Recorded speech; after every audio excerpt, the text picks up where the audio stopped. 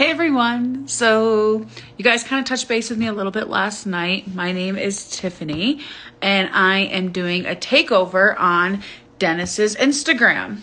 So yay, I cannot wait to kind of just go in a little bit on all of this. Some of you have probably been watching Dennis's stories that I've been posting some of the posts. It's been a very fun, wild ride so far of just taking over Dennis's Instagram, and I just love it. He has so many followers and friends and loves, people that just love him, and it's just great, like literally seeing all of that from Dennis's side and everything. So I see there's quite a few of you that are joining in. There's a few questions already coming in. In what ways has your faith influenced your personal development? That's a good question. So anybody who knew me before the church would be like, she's not going anywhere. Like, I mean, that's not necessarily true. Like, I had a good job. I went places. I had a good life, but I wasn't living. I really didn't care about living or cared about anything. So once I joined the church, I started like actually growing as a person. I'm still probably one of the youngest 35-year-olds you'd ever know, but reading my scriptures, weekly temple attendance, family history work, like all this stuff that the church helps encourage and is there, and since joining has just really helped my personal development to where I care more about people and not just myself. And every time it's crazy. It's like kind of on the spot. I'm like trying to like think of everything and my brain's like all jumbled. So, oh my gosh. Hi. I see so many of you are joining and this is just so crazy that all of you are just tuning in. So I kind of wanted to talk a little bit today about what it's like being single in Utah and being single as a member dating in Utah. Yes. It's hard. I don't know how many else of you here, like if any of you else right now that's like watching and you are a member of the church and you're like single and you find it extremely hard, just send the little thumbs up emoji. Help me know I'm not alone in this because it is so hard.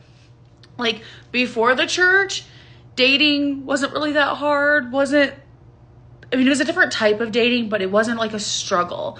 Moving to Utah and the fact that I'm like 35 and unmarried and a member, it's tough.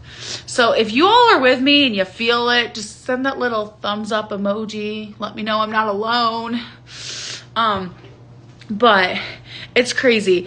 I have helped 3 friends that I know have gotten married and sealed. And I'm just like, I can't do that for myself. And then I have other friends that are like, why don't you do that for me? And it's hard. I was in Relief Society class. Oh gosh, I think it was like 3 or 4 months ago. And somebody had made a comment that even the church doesn't know what to do with us at this age because everyone's just like, your thing is you go to school, you go on a mission, you come back, you date, you get married. And then when you're in like the mid-singles age range, no one knows what to do with you because everyone already expected you to be married. So, I don't know. Like I said earlier, if any of you are feeling the same way, just send that little thumbs up emoji. If you saw my latest post I did on Dennis's thing, I talked a little bit about priesthood blessings and how amazing they are. So I have this like journal, a little kid kind of colored on the front of it, but I literally write down every priesthood blessing I get. And then I record some of them on my phones and then I write them down. So it's kind of, yeah, it's always nice to go back and read them because what you needed to know at that time, you may not have understood why you were being told that at that time from Heavenly Father, but then you go back and you read it and you're just like, oh, that's interesting. Denise Shaniqua Wheeler. Oh, this just ruffled Shaniqua. Sorry if I'm pronouncing your name wrong. I'm in my legacy years and I am single. Hey, there is nothing wrong with being in your legacy years and being single. It's all about how you enjoy it. I'm a little very purple today. I'm going to a purple color party later tonight. And so it's where everyone picks a color, you dress as that color, and you bring like snacks and drinks of that color. And I chose purple. So I'm very purple right now and haven't done my hair yet for the day. And I just finished my makeup before I got live. So any of you who have been watching some of the stories and posts I've been sharing, I've talked a lot about temples, family history work. I'm currently sharing the videos that I did with my missionaries, my elders. 3 years ago, we had done this whole compilation of what it was like teaching me. And so we had these videos. And so I actually had this 20-minute long video that had all the videos of all 5 elders. And I was going to upload it to YouTube last night so it'd be easier just to share it all. And this video that has been on my cell phone for 3 years is gone. Completely disappeared. I don't know if you guys were listening last night when Dennis and I were talking about how like the adversary did not want us to do this takeover, how like it wouldn't let me have access, then he got banned. And then last night I wanted to share this video and I did the poll to try to like hype it up. And then all of a sudden, the video's gone. This 20-minute video is completely gone. That's been on my phone for 3 years, just disappeared. And I'm like, that's fine. I still have all the individual videos. I had them on a Google Drive. And so I went this morning to upload the first one with Clayton because I'm doing them in orders that I met them. And so I'm like trying to upload this video of Clayton and I. And finally I got to where it upload. And then I went to click to edit it. And it just zoomed in on my face and completely cut him off. And it was like, just zoom on my face. And I'm like, oh, that's not good. And so I'm just like, keep trying. And then I'm like, maybe I'll do it as a reel. And then reels can only be 30 seconds. And our video is 4 minutes long. And so I'm like, how can I do this? Because I literally posted last night that I was going to share the videos. And so I'm like, oh, I have them on my New York Acorn Instagram as posts and they should be fine. So now I'm having to go through and share all these videos as stories on Dennis's Instagram. So you want to watch them. You can't get the full thing from the stories. So you're going to have to click on it and then it'll take you to my New York Acorn page and then watch the videos. They go into details about teaching me. And then these little banters we had back and forth. And it just shows our personalities so clear. I remember on Clayton's, it was his favorite part about teaching me was I think he used the word opposition. I'm not really sure. And so it was interesting watching, we all joke about it now. And then there's 2 more I still have to post. How do you incorporate your faith into your daily life? Well, I have to have faith just to get out of bed every morning. So I work at a job where I am basically the only member. And everyone was members, but they've all left. So I've got to incorporate my faith into that to be a good example and not just let the adversary take over.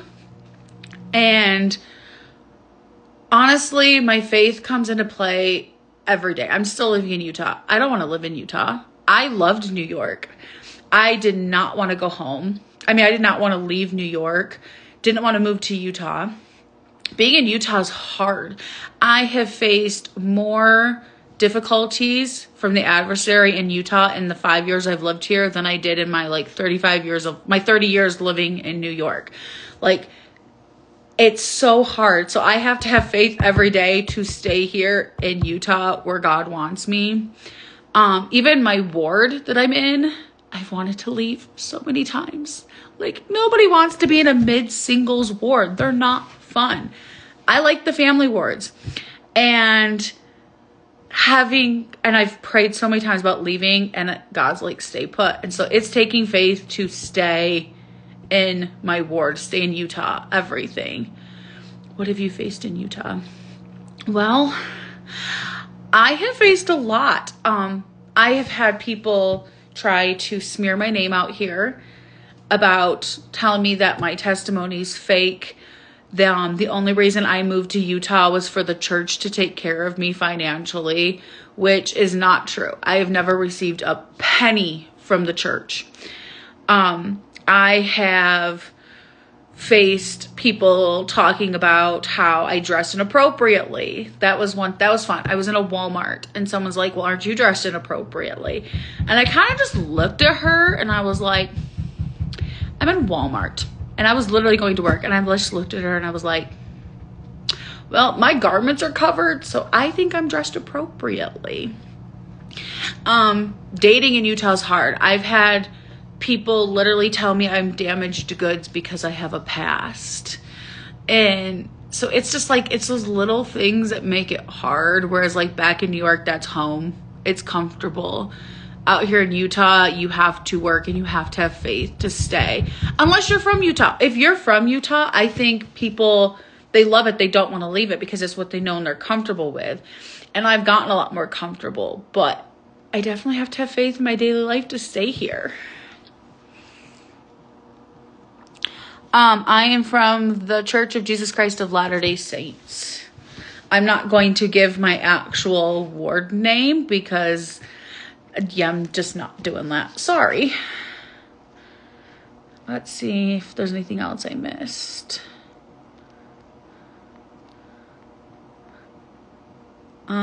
Denise loves journaling. I love journaling too. I have my conversion journal. I have a dream journal. I have a temple journal. A regular journal. A priesthood blessings journal. I have a spiritual experiences journal. I feel like there's journals for everything, and I keep them all different. Separate journals. What challenges have you faced since converting, and how have you overcome them? The biggest struggle was losing my friends and family. And that was probably the biggest challenge I had. And I just had to overcome them by being like, this is what I'm supposed to do. Eventually they're going to fall in line, and it's all going to go how it's supposed to be, or just not. And there's no going back. That's the thing. You just have to push through. There's no going back. So you have to overcome them. There's this phrase, and I'm sure all of you have heard this in the church so many times, endure to the end. I hate that phrase. I literally gave a talk once about how I hate the phrase enduring to the end. And I get why people use it, but enduring to the end just sucks because it's like you have to endure. Like enduring to me is like you went to the ice cream store and you wanted a chocolate ice cream with rainbow sprinkles in a cone, but they were all out of cones. They were all out of chocolate ice cream and all out of the sprinkles, and you are stuck with just vanilla ice cream and a bowl with a spoon, and that is it. That to me is what enduring is like. And it's just, yeah, that's not fun. So I'm like, the word enduring just sucks.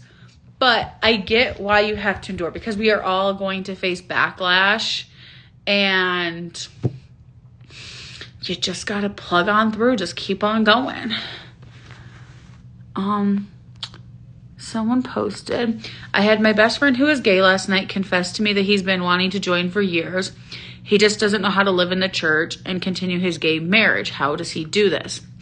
I am not one to talk about that. I don't know, because that's not my life.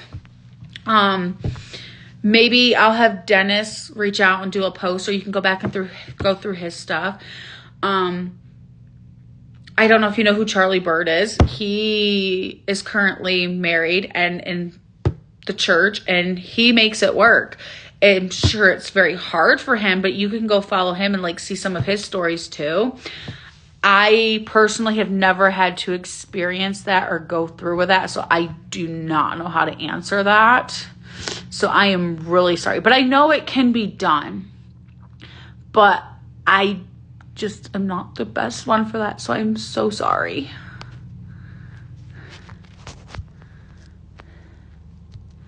Sorry, I think I missed something.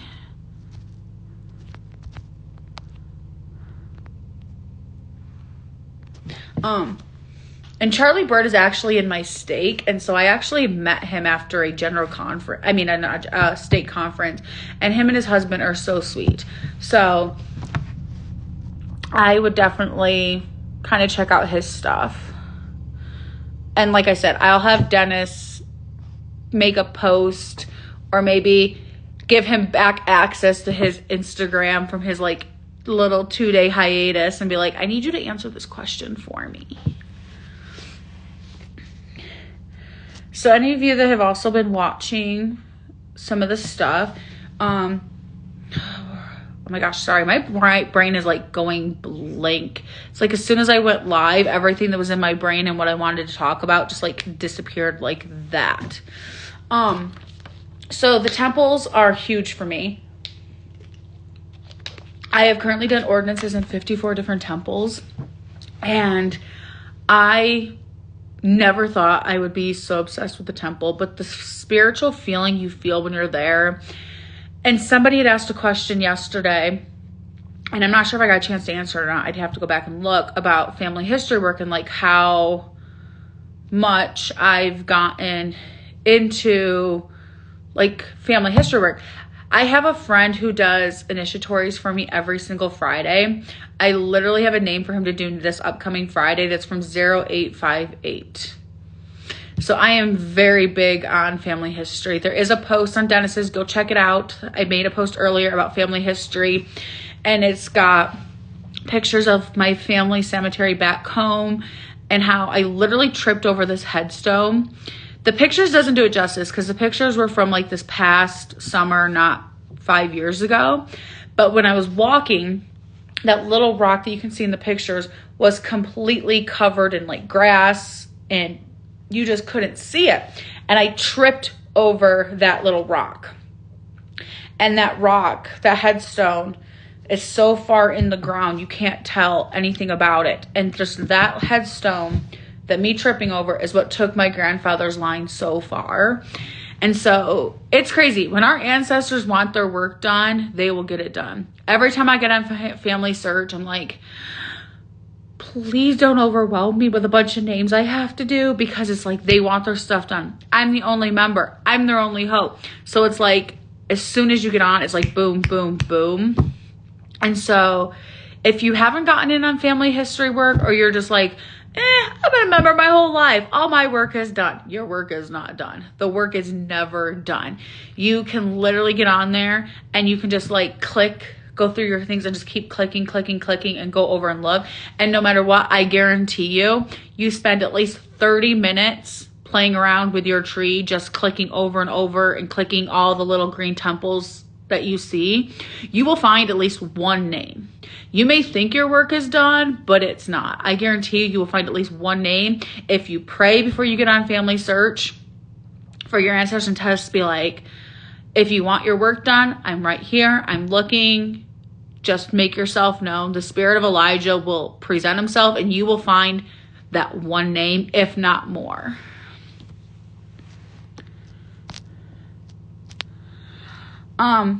So since I'm kind of rambling, is there like anything else like anybody wants? I do want to keep this live a little bit short because I do have some more posts I want to post, and I plan on going live again. And exciting news, Dennis is giving me his Instagram for one more day. So Sunday, after church, I'm going to go down to, Salt Lake, and I'm going to go look at some of the visitor centers and stuff like that. And they've got some of the new Kirtland exhibits. So I'm going to try to get some pictures and get some stuff on that to show you guys on Sunday, since I'm not sure how many of you are from Utah. And so that could be fun. Someone says, I'm interested in your church. You can go to churchofjesuschrist.org and they can help get you hooked up with some missionaries on your own. So if no one's got anything else they really have any questions or want me to touch base on, I'm going to cut this short and then get back to making more posts and stories on Dennis's Instagram. And then, so be sure to follow Dennis. Be sure to follow the New York Quorum. Also, here's a shameless little plug I'm just going to give because I have access to everything on Dennis's Instagram. Literally everything. So I don't know if you know this, but Dennis has you can subscribe. And so if you subscribe, I'm not sure how much it is monthly. I didn't look at that. But those little subscribe things that helps him. And then every time he goes lives, and these lives I do, you can purchase it's a button or something. And it's not much money, but literally those things help him, and it will help him continue spreading the word of the church and all these things. Everything the adversary does not want him sharing. So that's my little shameless plug that I'm going to give, because having access to Dennis's Instagram, I can see all this, and he really doesn't get that much for all the effort he puts into it. And let me tell you this as well. His phone blows up. So I had to literally silence my phone because of all of the hate messages he gets, the hate comments he gets, all the love he gets too, but it's my phone just kept going ding, ding, ding, ding, ding, ding, ding, ding. I'm like, how does Dennis sleep? So he literally basically does all this for free. So, if you can just give a couple bucks here and there, buying the little buttons, I think they're called, or subscribing to them, it's amazing. I can testify that that little bit helps. When I had lost my job a few years ago, I posted on Facebook and Instagram and dared everyone to Venmo me $1. Nobody knew that I was completely broke and had no money at that point because I lost my job, and I'd lost it 3 months prior. And I had so many random people just Venmo me $1 that it literally bought me groceries for 2 weeks until I was able to find another job. So the little dollar or little $2 here and there for us can literally make a difference for everybody else. And yeah, so that's my little shameless plug here at the end. But make sure you're following Dennis. Make sure you're following me at the New York Quorum. And make sure you're commenting, liking all the posts I'm doing on Dennis's Instagram. I might post another thing with some more questions if anyone has. But tomorrow, Sunday. So I did get his Instagram for another day. I'm going to post some church history stuff. And when I moved to Utah, I hit up all the church history sites on the drive out here from New York. So I'm going to do some posts about that and just church history and how much I love church history. Shaniqua. Yes, I am from the South. I would love to see the church history. I got you, girl. Okay. Love you all. Bye. I don't know how to exit. There we go.